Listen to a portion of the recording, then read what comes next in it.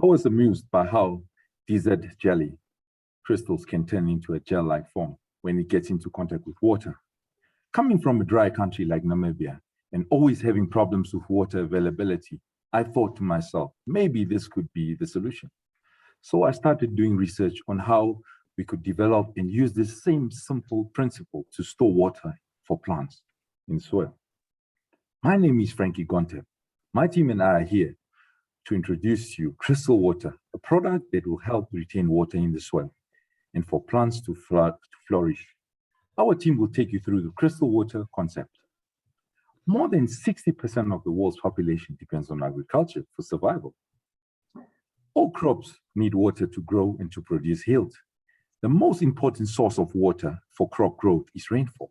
Unfortunately, about 70% of precipitation evaporates from the soil. What if we have a way to retain water in the soil that is available for longer to flourish, to plant roots? Over to Pocello. Hi, my name is Bojalo Plaki Dube.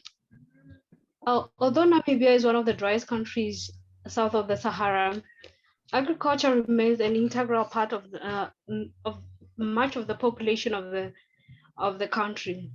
In fact, approximately 40% of Namibians depend on subsistence agriculture.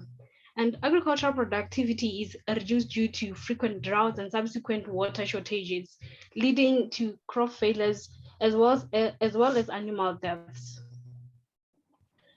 So I asked the same question that Frankie posed. What if we had a way to retain water in soil so that it can be available to plants for longer? Crystal water can help. Crystal water is first tilled into the soil, then when it rains or crops are watered, crystal water absorbs water and stores it in a gel form in the soil. The reserving power of crystal water means that less water is evaporated from the soil. Instead, it's stored in the soil for when it is needed most by the plant during drier conditions. It's like a natural water management system, but at a fraction of cost of other solutions like dams and irrigation systems. We estimate that crystal water has the potential to boost agricultural yield by at least 25%. Let's look at the SDG goals to illustrate the impact. Number one, no poverty. With increased yields for subsistence farmers, there can be potential to sell excess yields for additional income. And with increased agricultural yields for commercial farmers, there's a potential to increase of jobs or job creation. And no hunger. Increased agricultural production, of course, will lead to more food for Namibians. Also, improved food security in the nation. Also, good health and well-being. Increased food production and consumption of healthy foods is a building block of good health. Crystal water also supports 3 Africa Agenda 2063 goals under Aspiration 1, which envisions a prosperous Africa based on inclusive growth and sustainable development. Over to you, Angelo.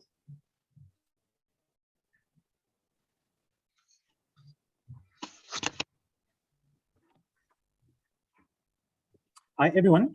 My name is Angelo Kloppers. Crystal water is the first of its kind in the Namibian market. Our primary market to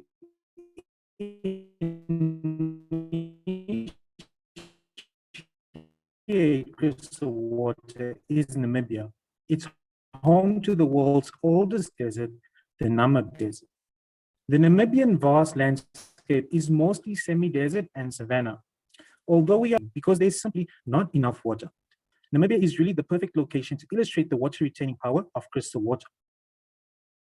Despite the dry climatic conditions, there are still 4,000 commercial farmers in the country.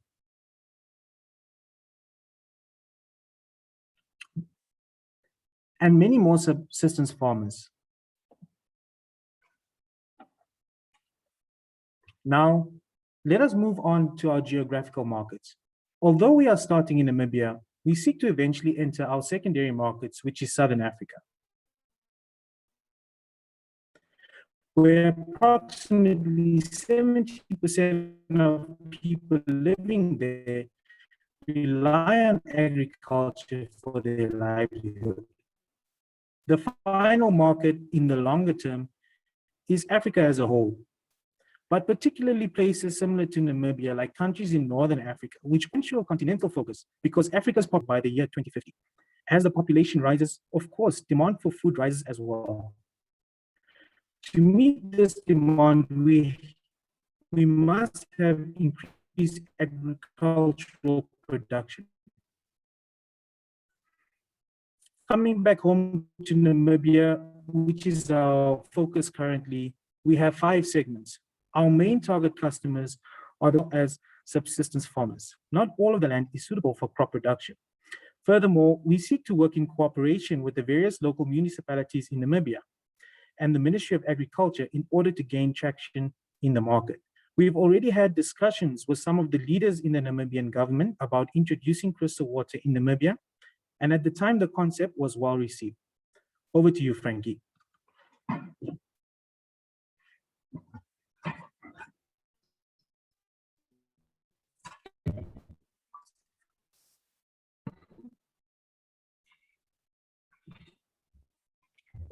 Crystal water is the technology that we are planning to turn into a product that will help change lives and for beginning of a new green life. Crystal water.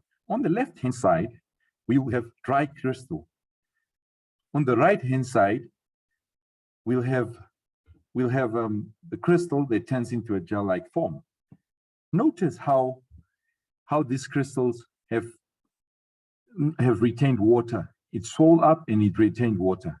As you can see, it can absorb many times of its size. Its gel stays in the soil and until the period it gets dried out. And that means basically the plant roots have pulled out the water and it will keep the soil moist for the whole time. Here is a snapshot of a simple experiment on the left-hand side of the soil.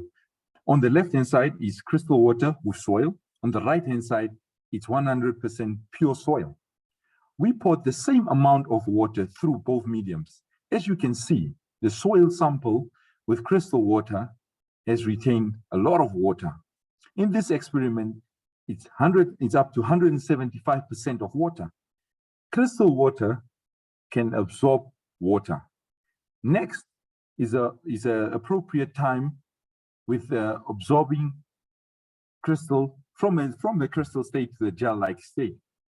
Then the gel turns to a crystal-like state again. When it rains, this process will repeat itself. And the process will keep on just repeating itself. In this manner, it shows that you can save a lot of money as well. Over to Jacobina. Hi everyone, my name is Jacobina and I'll be taking you to the marketplace. Our finished product will go through 3 steps, which are production, retailer, and consumer. In production, we'll mix our ingredients and let them abound for a predetermined amount of time. Next, the product is packaged in hard foil container that will protect the product from any damage. The product is then shipped to our warehouse that distribute it to the retailers. The retailers are mainly agriculture outlets displayed throughout Namibia.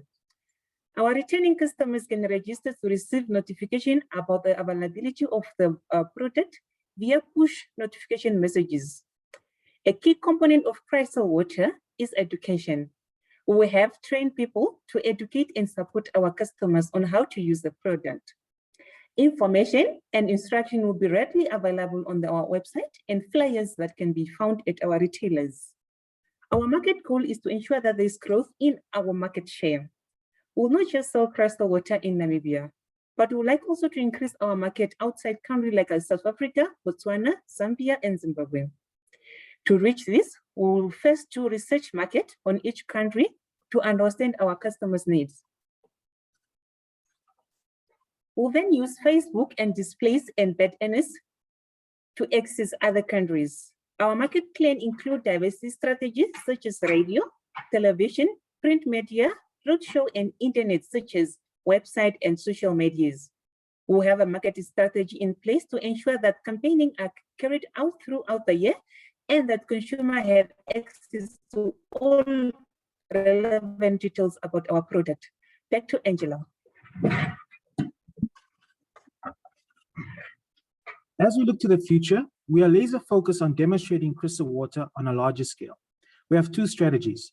First, we are working to involve a commercial farmer to allow us to use part of their land to demonstrate the power of the crystals. This demonstration field will be a powerful marketing tool. Secondly, we have our Usakos prototype plantation, as we call it, is half a hectare and will simultaneously demonstrate our product while yielding crops. We plan to start planting in September of 2021. We are currently in discussion with another landowner to use a piece of his property to demonstrate our concept. Further testing is definitely vital. We have many questions that we need to answer. For example, by what percentage can crystal water increase crop production? And how does that vary by crop type? How long can we expect crystal water to last in the soil? And we have many more questions that we intend to answer based on sound experimentation. I'm sure you as the judges have many questions of your own. We welcome your questions and thank you for your time.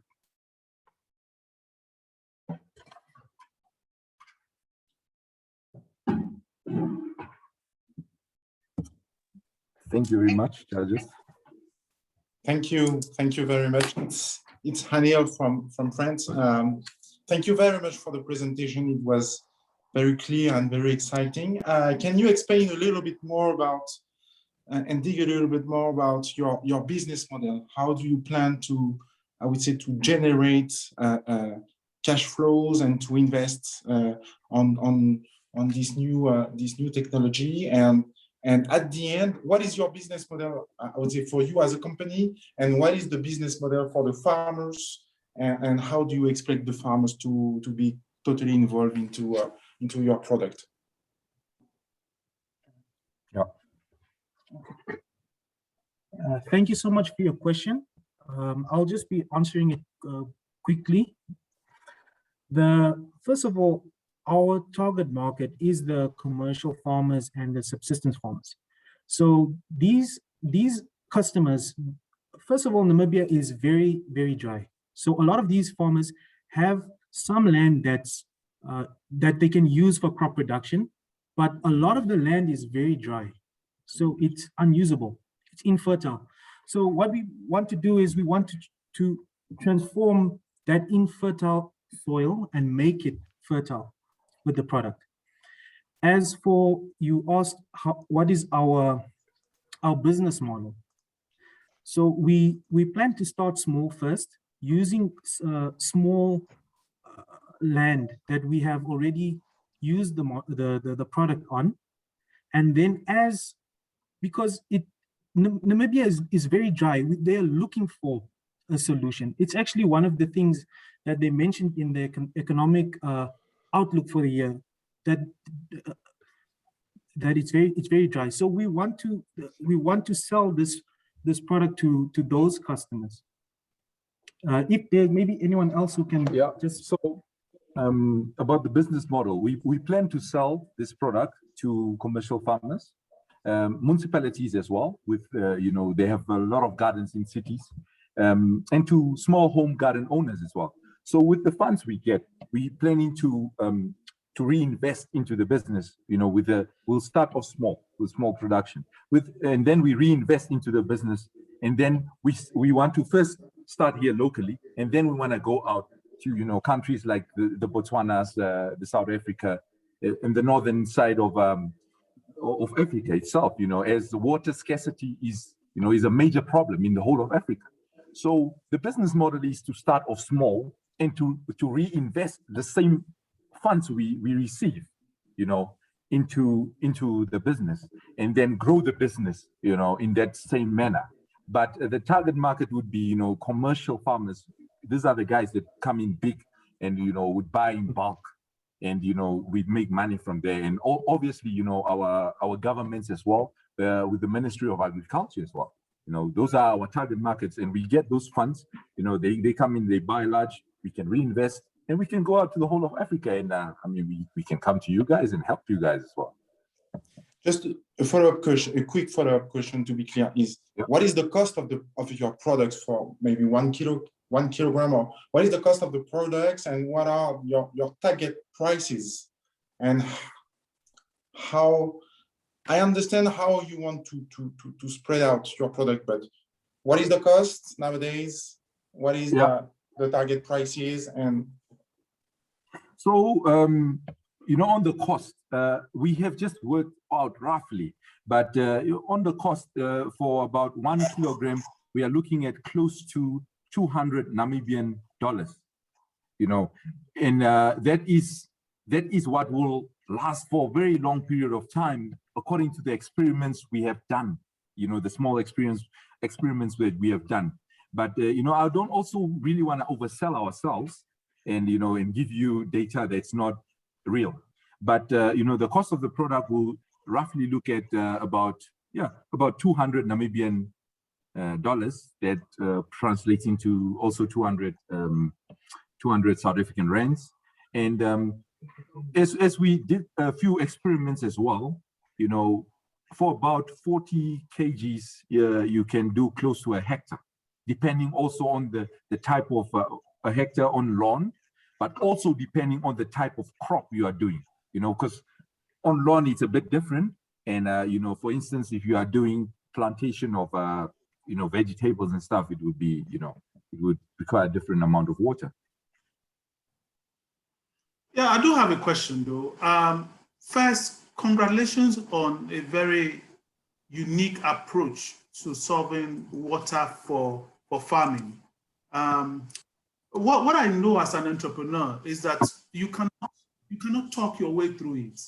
Having come up with such a concept, we would have liked to see a financial model, possibly a cash flow model, possibly some kind of break-even calculation. But you are not definite. If you say the cost is about 200 and we want to partner farmers, I think that there's a deep potential in there, but I would like to see more work done. I mean, how are you going to bury the crystals along the bottom of the plant to retain the water? Perhaps with people that put fertilizer around plants. So as they're dropping the fertilizer with mechanized means, they can be dropping the crystal balls along with fertilizer. How much would they charge? And how much do you hope to then make to get this amount back? So it's a brilliant idea, but I don't think that enough work have gone in, because the question I was going to ask is on the back of what you've been asked before. How much does it cost? How much do you make? How much are you going to sell? Therefore, what is the break even? We don't have any financials at all. So those questions will be not answered, even if I ask you.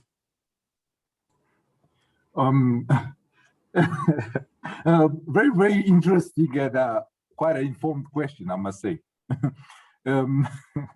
But we are, you know, I don't, it's you know, I don't want to, we don't, as my team, we don't want to lie and just create up, you know, information that's not there. That's why we are planning to go, you know, the prototype route to set up now, you know, a large farm to, you know, to have this plantation, and then, you know, farmers can also come there and see, you know, the performance of our product. And due to those type of things, you know, we have worked out roughly certain figures, but I would not say it's to the exact point, you know, for me to tell you it's, you know, it's, you know, my profit would yield 100 rands or so, because I have not went large to, you know, to say, you know, I've done a large production and so forth. You know, right now, you know, we are at this stage and we are planning to, you know, to produce this product and get it onto the shelves and to help Africa. And that's what we are looking at. So, you know, I'm not going to be this entrepreneur, and I know that's what we entrepreneurs do. You know, we just sell. You know. Okay. So. Okay. Just a quick one. Even though riding on that, The challenge, what I wanted to ask is that how long will the crystal last for? How many cycles will it go through? What are the water retention and things like that, which from what you have said, you may not be able to give us. But because food is involved, do you have an idea of the regulatory consents that you may have around food and drugs regulation, so that they know that this particular innovation is useful for consumption, for human consumption? Thank you. Yes, in terms of a very interesting question. Thank you very much. Yeah, in terms of that, you know, of how toxic the product might be and so forth, we are trying to use natural products as much as possible. So, you know, in the small test that we have done, you know, it is quite a safe product. We are still actually in the stage of, you know, sending it to, because here locally we don't have that much sophisticated laboratories to do such tests. We have Namibian standard institution that does give, you know, that type of certifications, you know, based on products that have been manufactured or developed and so forth. But we, you know, they are not of the, you know, of the science of going the testing way to initially test, you know, a product. But, you know, I can confidently tell you without, you know, without holding a paper that, you know, it's quite a natural product. We try and use, you know, the natural products that it will be safe, you know, for the end user, because we go into a plant and into a fruit or vegetable. But all those tests we are also planning to do, you know, in our prototype farm, the one we are calling, you know, the Usakos prototype plantation. Thank you very much for all your work. I'd like to build on some of the prior questions to ask mine. My question is around uniqueness. And prior to that question, I want to just make a suggestion. I think that I would like to advise that you shouldn't expect that there's some time in your entrepreneurial journey when you will ever know everything 100%. It's not like we haven't yet done it practically, so we know almost nothing. Then one day we'll do it and we'll know. You will never know everything.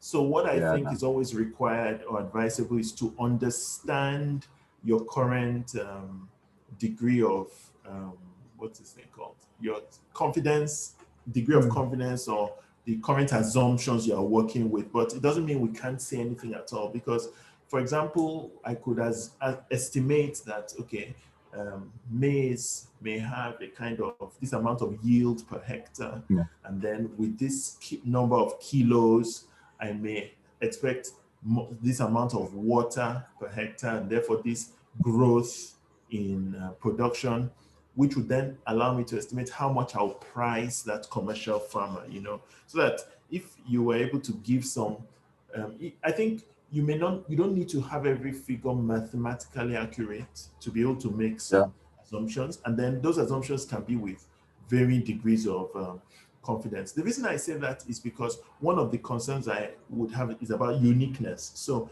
is this just a chemical everybody can go and buy in the same place and stick in the ground and achieve the same goals?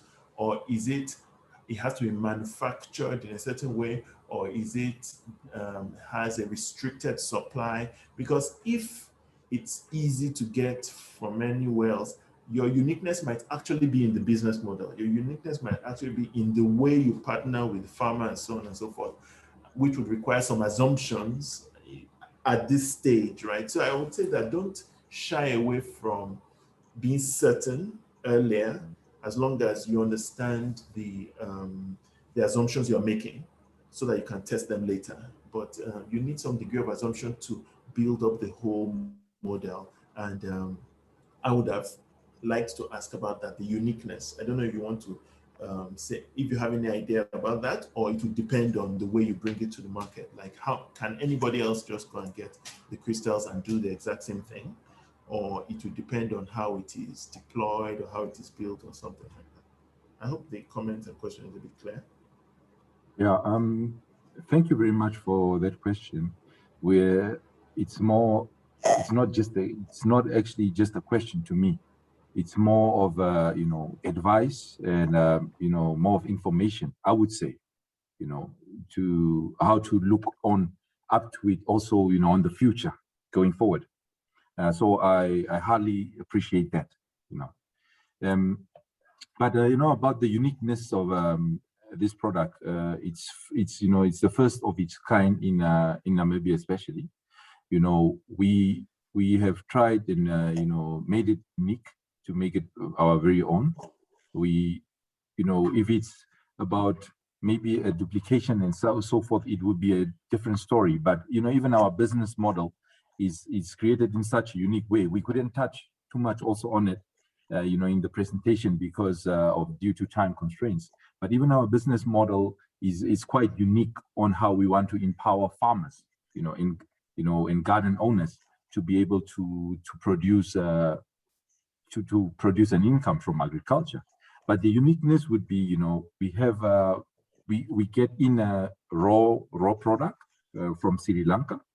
We have a small processing in Walfish Bay, which is our harbor town, and then with packaging that side as well, and then we want to bring it to a warehouse in the capital city.